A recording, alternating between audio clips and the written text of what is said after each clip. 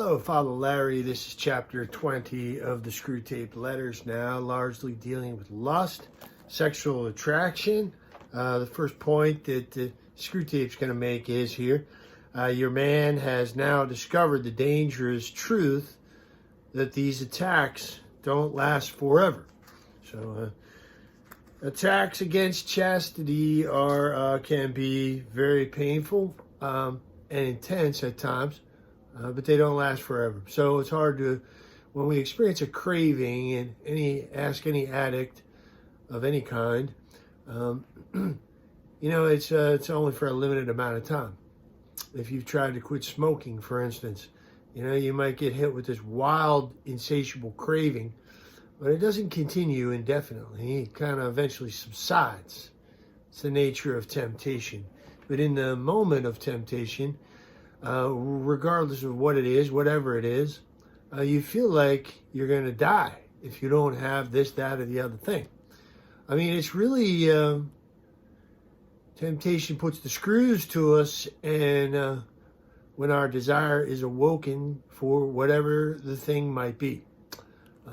Sometimes it's just mental, sometimes it's physical, literally a physical addiction of some kind. Usually it's a combination of both, or it can be a combination of both. So anyway, psychosomatic, there could be a physical component to it, a chemical craving. So anyway, look, chastity no different.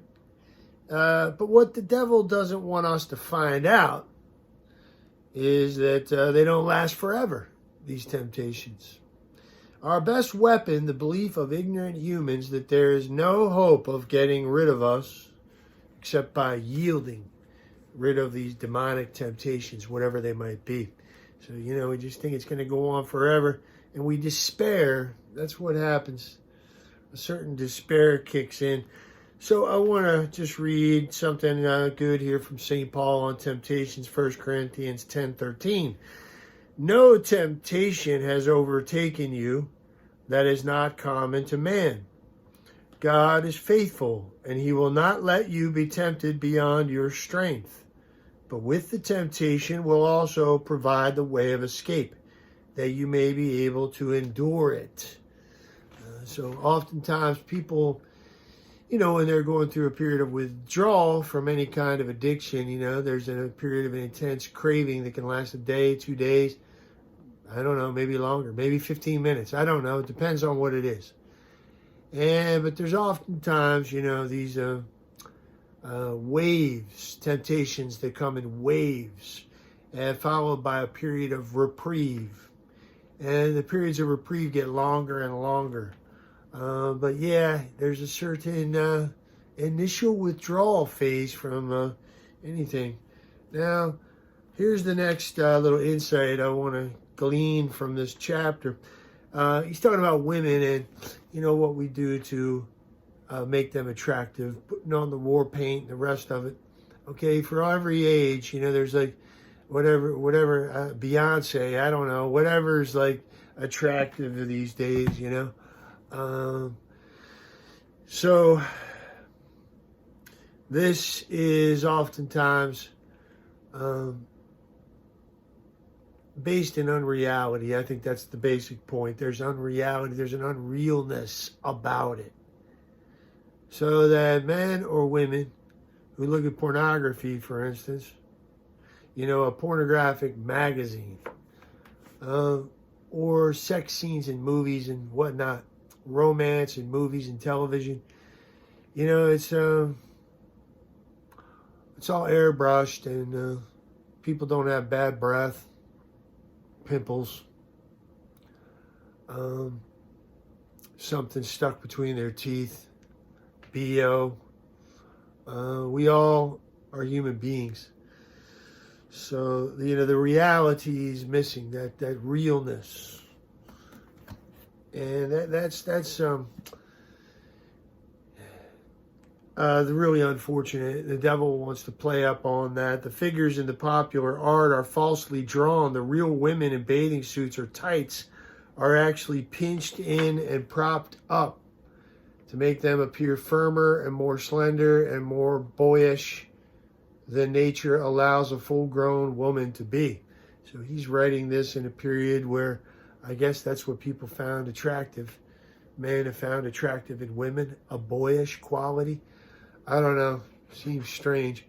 But yeah, he gets the basic point, that it's not real, and that's not healthy. For a woman to make herself look attractive is fine. It can be done virtuously.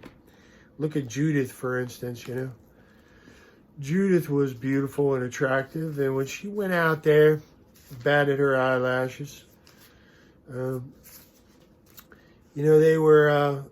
she was beautiful in appearance and had a lovely face. And she made herself very beautiful to entice the eyes of all the men who might see her. Where does it say, though? It's actually a virtuous beauty that she displayed, though. I got to try to find that. Where was it? They greatly admired her beauty. She was drop-dead gorgeous. Holofernes found out how drop-dead gorgeous she was when she chopped his freaking head off. Oh, snap. All right, but it says in here somewhere, that she was... It was a virtuous type of beauty, and now I can't find it. Maybe it's here. She made herself very beautiful to entice the eyes of all men who might see her. I think it's St. Jerome that says this is, really not just like dressed up like a prostitute type of enticement, but there was a certain virtuousness about her beauty. So let me see this, 10:4. Yeah, that's where I am. It's St. Jerome in the Vulgate Latin translation. And the Lord also gave her more beauty because all this dressing up did not proceed from sensuality, but from virtue. And therefore the Lord increased this her beauty so that she appeared to all men's eyes incomparably lovely. So women are beautiful. They're God's greatest creation. If you're a woman watching this, you're the zenith, the high point of God's creation. The last thing that was created. And not from the dirt of the ground, but from the rib of the man. Something more noble than man, first man. That's a kind of a silly point. Look, she is the high point. She is the most beautiful of God's creatures, hands down. And...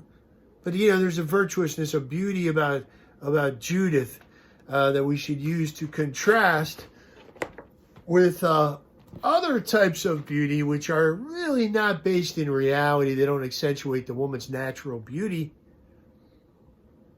They're meant to disguise and deceive.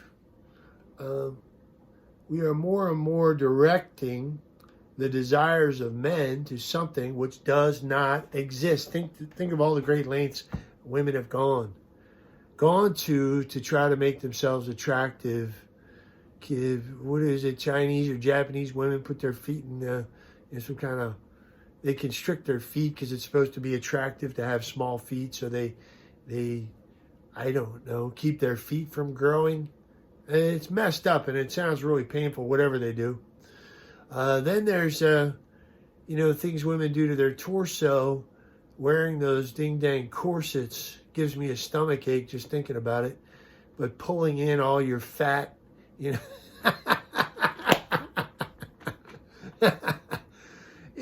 thing and having somebody else have to pull the yank on the thing. I mean, it's really kind of sad.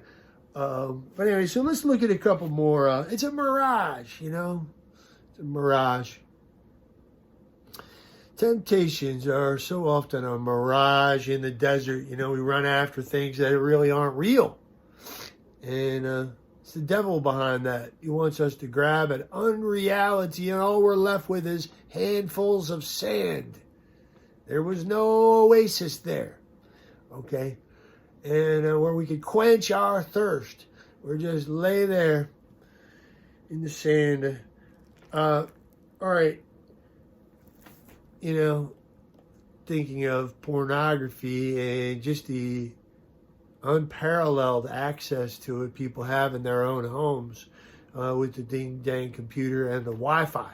Okay, people up in heaven, saints up in heaven, they're looking down. They feel bad for us down here because this is so prevalent. And the ease of which people can act out with pornography is unprecedented, unparalleled in human history. And just imagine St. Anthony of the Desert, he was looking down at us, shaking his head like, oh my goodness gracious, I'm glad I didn't have Wi-Fi in my cave out in the desert. And all right, now a couple scripture quotes and we're done. Sirach 9:8. Let's see here. Turn away your eyes from a shapely woman, and do not look intently at beauty belonging to another. Many have been misled by a woman's beauty, and by it passion is kindled like a fire. So there's a look, and then there's a lustful look. It's that look that's at a certain point you're taking a drink. Be it male or female, okay? Women can do this too. Can lust after men, all right? But it's one thing to look, all right, and see that somebody's attractive, all right? But it's that second look, and it's that longer look where you're actively drinking in, treating them like an object and lusting after them. Even if that person is inviting, seems like they're enticing you to do that by showing their cleavage or wearing these tight yoga pants or whatever these people do nowadays, and they don't even realize it, half the time. Although I think they do realize it. I don't know what guys do, but anyway, yeah. So we can't, we got to watch that. Turn away your eyes. All right, now 37:3 here in Sirach. Oh, evil imagination, why were you formed to cover the land with deceit? I like that verse of Sirach here. Just the deceitfulness of sin. It's total emptiness. There's nothing there in the end.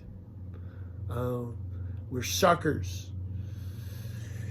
Evil imagination, why were you formed to cover the land with deceit? All the mistresses of our mind. St. Augustine talks about that. All the mistresses of his mind. Book 8, chapter 11 of the Confessions. Stealthily plucking at his garment of flesh, saying, are you sending us away both now and forever? We all have a certain little harem, mental harem of mistresses or women. You know what women do? It's total fantasy. Turning the spotlight back on the women. They read those ding-dang romance novels.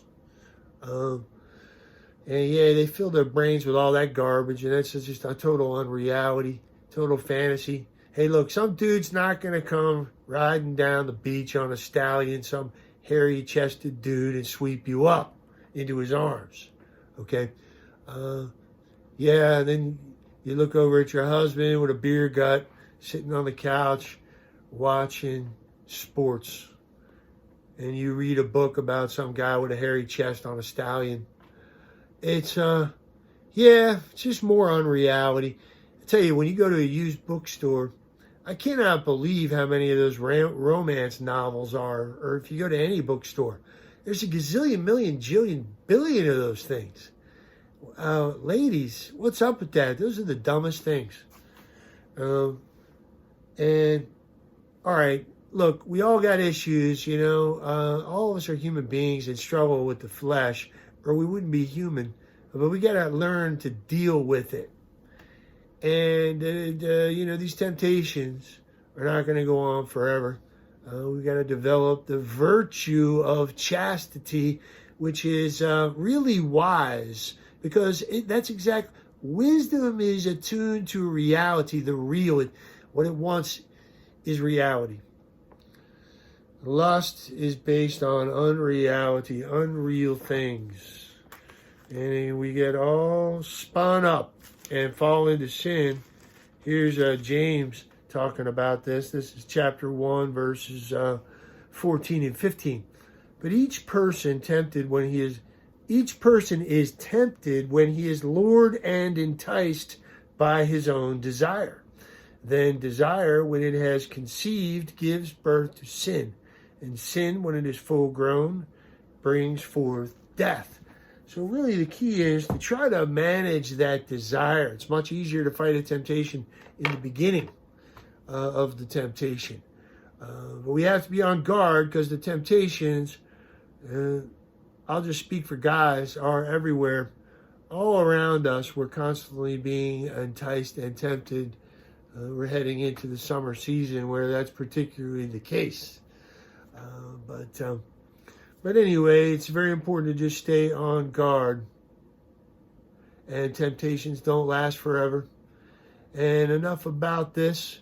We'll hit this next time. God bless you.